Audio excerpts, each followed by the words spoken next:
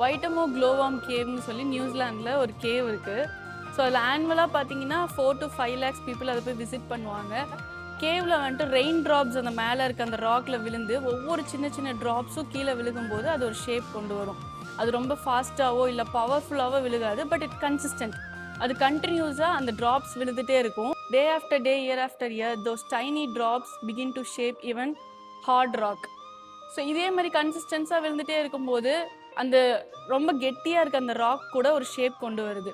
Doing good is like that. நீங்கள் ஒரு மனுஷங்களுக்காக இருக்கட்டும், இல்லை ஒரு காரியத்துக்காக கண்டினியூஸாக நீங்கள் நன்மை செஞ்சுட்டே இருக்கீங்க, ஆனால் உங்களுக்கு ஹர்ட் தான் ஆகும்.